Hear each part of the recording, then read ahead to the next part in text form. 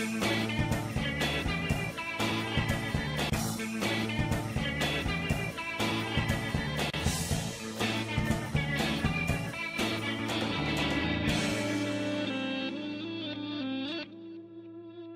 gente, eu sou Rafaela, para quem não me conhece, do blog Diário de Intercâmbio da Rafa e do vlog Rafaela Nid. Bom gente, esse vídeo é justamente para tirar algumas dúvidas sobre o programa Ciências Sem Fronteiras que algumas pessoas andaram me perguntando tanto no meu vlog, no meu blog, como também no meu Facebook. Então hoje eu vou responder algumas perguntas, eu vou tentar ser um pouco breve, mas aqui embaixo na descrição eu vou colocar o tópico da pergunta e o minuto, né, da parte do vídeo para quem não tem, né, a intenção de assistir todo o vídeo. Bom, gente, a primeira pergunta foi em questão ao dinheiro, se é necessário que os pais mandem dinheiro ou se o que a gente recebe da CAPES ou do CNPq é o suficiente? A resposta não é nem sim e nem não, né? Isso, na verdade, depende de cada um. Por exemplo, eu tenho muita coisa, eu comprei muita coisa e mesmo assim o dinheiro que eu recebo sobrou, dá pra viajar, dá pra ainda sobrar um valor pra você ir juntando pra quando você quiser viajar novamente. Agora sim, para quem tem a intenção de gastar dinheiro, comprar roupas muito caras e mandar, inclusive, presentes para o Brasil, para a família, aí realmente eu não digo que o dinheiro dá, porque assim, depende um pouco de como você gasta, né? Bom, gente, a outra pergunta foi em relação ao TOEFL, se eu precisei fazer prova de proficiência além do TOEFL. Depende da universidade que você está indo. Cada universidade tem as suas regras, né, tem as suas formas de avaliação, né, para o aluno. Pelo menos aqui na universidade que é a Universidade de Kansas, né, University of Kansas. Então, assim, eles pedem uma prova de proficiência além da que eu fiz no Brasil. Mas, assim, depende da universidade, né, cada universidade tem a sua forma de avaliação. Então, sim, eu precisei fazer a prova, né, de proficiência, além do TOEFL. A outra pergunta é em relação ao nível de dificuldade da prova que eu faço aqui com o TOEFL. Bom, gente, pra mim, que é assim, eu acho que depende de cada um, mas pra mim, a prova de proficiência daqui é um pouquinho mais difícil do que a prova do TOEFL. Mas, assim, né, como eles dizem, se você é capaz, se você é fluente na língua inglesa, qualquer tipo de prova que você fizer, você vai se dar bem. Então, assim, depende da pessoa, depende de como você interpreta a prova. Bom, a outra pergunta foi: eu me dedico aos estudos na universidade. Aqui eu me dedico a semana toda, óbvio que eu tenho aulas integrais, né? Como a gente sabe, a CAPES e o CNPq, eles exigem que você tenha aula integral. Eu gasto toda a minha semana estudando e finais de semana, quando necessário, quando tem prova na segunda, enfim, eu também estudo. Mas final de semana pra mim é mais pra eu aproveitar e descansar um pouco e conhecer a cidade, né? Passear com os amigos, né? Enfim. Outra pergunta foi em relação aos esportes e se os alunos do Ciências Sem Fronteiras podem jogar pelas universidades. Bom, questão de esportes, pelo menos aqui na minha universidade, eu tenho direito ao complexo daqui, né? Eu posso fazer academia, posso fazer a musculação, fazer aulas de dança, posso praticar esporte como natação, como jogar basquete, né? Assim, chamo os amigos, a gente tem uma quadra enorme, não só uma, mas várias quadras.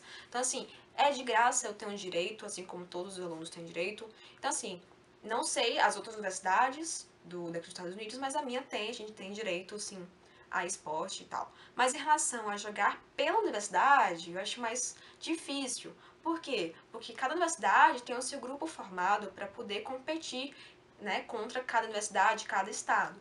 Então, assim, é difícil que cada universidade tenha o seu grupo formado. Mas isso não impede de que a gente possa fazer nosso grupo e jogar contra outros times dentro da universidade. Então, assim, aqui, por exemplo, eu tenho meus amigos do Ciências Sem Fronteiras que jogam futebol, né? Tem um time, né, formado, eles treinam toda semana, né? Inclusive, eles jogam contra outros times da própria universidade. A outra pergunta foi em relação à minha universidade no Brasil, né? Qual era o índice de rendimento acadêmico mínimo para poder ser aceito no Ciências Sem Fronteiras. Cada universidade no Brasil tem as suas regras de avaliação. Pelo menos na minha universidade, o coeficiente de rendimento, né, tem que ser acima de 7, né? No caso, a média. Então, caso contrário, você não é aceito para ir para o Ciências Sem Fronteiras. Outra pergunta foi em relação ao Meal Plan e como funciona. O Plan também depende da universidade, depende de cada universidade tem as suas regras, tem a sua forma de trabalhar com o Meal Plan, né? Mas aqui vou falar o meu caso, a minha universidade, eu tenho direito a todas as refeições, né? Inclusive, uma coisa que eu queria falar é que no final de semana eu não tenho breakfast, né? No caso, café da manhã a gente não tem, mas na semana, que é para acordar cedo e para aula, nós temos, né? Temos direito sim.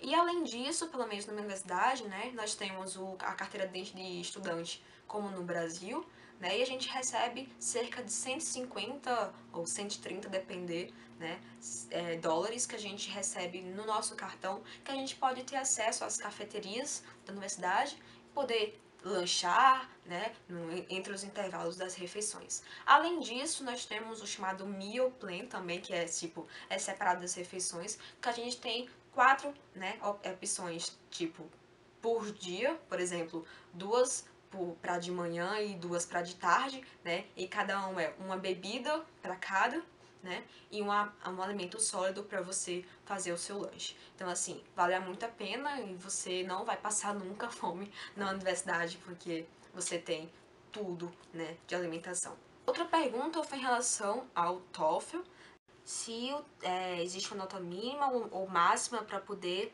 a pessoa ser aceita na universidade. Bom, na verdade, cada universidade existe uma nota mínima e uma nota máxima, né, para poder ser aceito. Se você fez sua prova, né, já sabe sua nota, está a ponto de escolher as 3 universidades que você deseja ir, eu aconselho que vocês pesquisem as universidades que vocês querem ir, qual é a nota máxima e a nota mínima, né, para poder ser aceito. Porque muita gente acaba não sendo aceito na universidade, né, por causa da nota. Sim, pode ser que tenha outras razões, mas uma delas é justamente a nota, né, que não foi a nota que eles realmente pedem para poder ser aceito. Então aí a CAPES ou o CNPq acabam meio que transferindo vocês para outras universidades que aceitem a nota que você tem. Então assim, se você está a ponto de escolher as universidades, pesquise a nota do TOEFL, porque isso é muito importante, né, para saber, porque cada universidade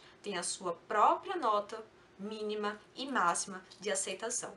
A outra pergunta foi em relação ao inglês, se você fica na mesma universidade, né, depois do curso de inglês. Então, assim, a CAPES e o CNPq, né, quando eles percebem que você precisa de um curso de inglês antes da graduação, eles vão tentar te colocar em uma universidade que tenha curso de inglês, obviamente, que não são todas que tem, né? E se você tiver sorte, né, você pode, né, já ficar na universidade que tem o seu curso. Por exemplo, eu, né? Para minha sorte, meu curso tem aqui na Universidade de Kansas e tem curso de inglês. Então eles me encaixaram aqui porque eles viram que além do curso de inglês que eu precisava, né, tem o meu curso de graduação. Então eu não iria precisar ser transferido. Mas não se preocupem porque o valor do deslocamento, né, eles vão dar para você, você não vai precisar de nada, né, de seu pai ou de alguém da sua família para poder te ajudar a pagar. A outra pergunta é se a CAPES realmente manda o aluno de volta para o Brasil se não atingir a nota mínima. Bom, gente, não só com uma nota mínima, né, depois do curso de inglês, mas também eles mandam de volta se você não tiver um bom rendimento durante o seu curso de inglês. Se o seu, né, GPA for baixo, né, porque o IAI, por exemplo, aqui nos Estados Unidos, o IAI é responsável por a gente, né, o IAI está sempre fiscalizando os alunos e sempre que você está com a nota baixa em alguma matéria, eles vão estar sempre, né, em cima de você para você não ficar com baixo rendimento. Então, assim, se você não tiver nota muito boa durante o período, e inclusive não tem uma nota mínima do curso de inglês para poder ir para a graduação, sim, eles mandam você de volta. Assim como aconteceu com o caso das pessoas do Canadá e da Austrália, né? Alguns alunos tiveram que voltar para o Brasil justamente porque não tinham, né, uma nota do inglês para poder ir para a graduação. Então, sim, eles podem mandar você de volta para o Brasil. Outra pergunta foi em relação ao curso de inglês ainda, né? Se é necessário fazer a prova de proficiência depois do curso. Bom, na verdade, depende da universidade.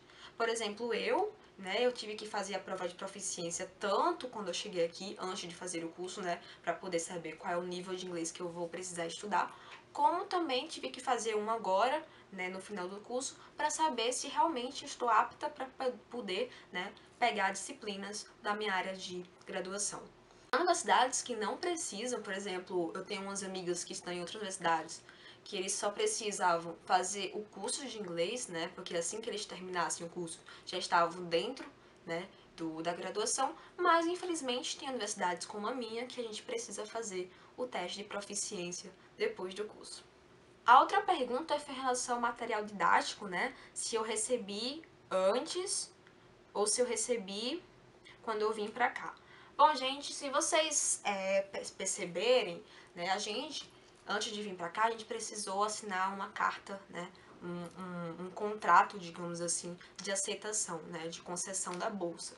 E nesse papel tem falando justamente a quantia que você vai receber durante todo o curso, né, durante todo o curso de inglês, como também só a graduação, que era quem vem fazer só a graduação, e também fala o valor que você vai receber antes de vir para cá, como por exemplo, auxílio de deslocamento, auxílio material didático, auxílio alojamento, né, e auxílio durante os meses. Para você que acha que a gente não recebe antes de vir, sim, a gente recebe antes de vir, né, o auxílio de material didático. Por quê? Porque como se vocês perceberem, pelo menos quem é da CAPES, nós temos um portal na internet, né, que a gente acompanha toda a movimentação, né, inclusive a gente pode se comunicar com o nosso técnico responsável.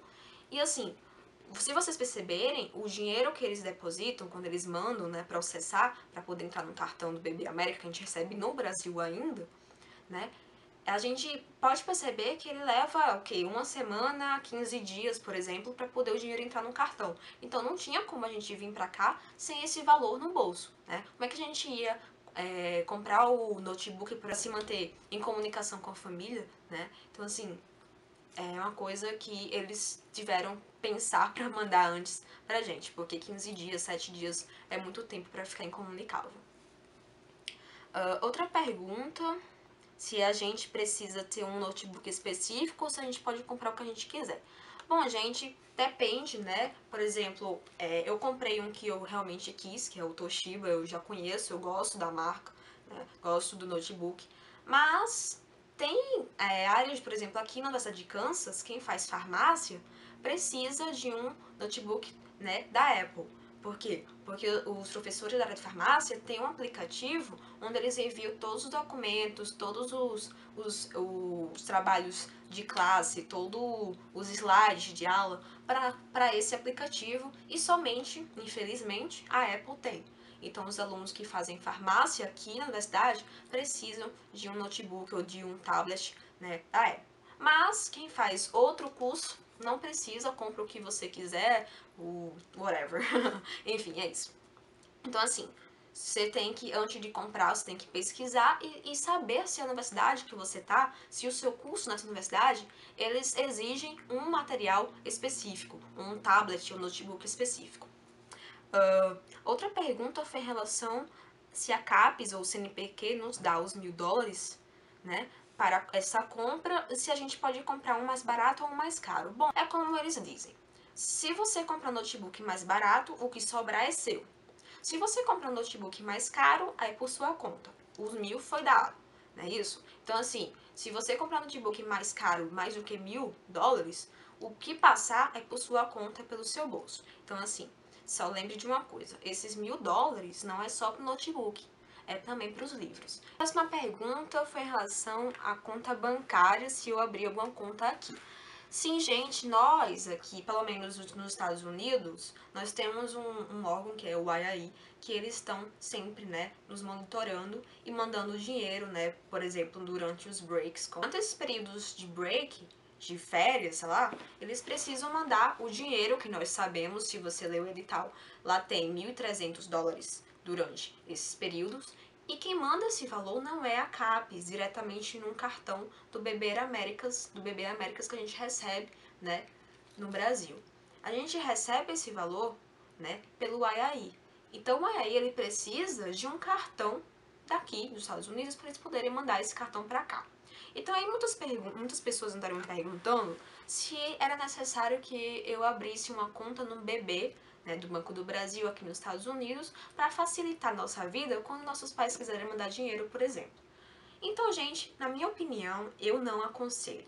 Primeiro porque nós podemos ter uma necessidade de se comunicar, né, de ir no banco, né, de entrar em contato com o gerente ou sei lá, do banco. E o BB Américas, o Banco do Brasil aqui nos Estados Unidos, né, ele não fica em todas as regiões, né, em todos os estados. Ele só fica em regiões, né, em grandes cidades, né. Então, assim, se você precisar ir lá, você precisar viajar, ou então, claro, ligar, só que uma coisa meio, né, desconfortável se você pode ter um banco do lado da sua casa. E, por exemplo, quando eu cheguei aqui, a minha universidade aqui de Kansas, ela tem um vínculo com um banco daqui.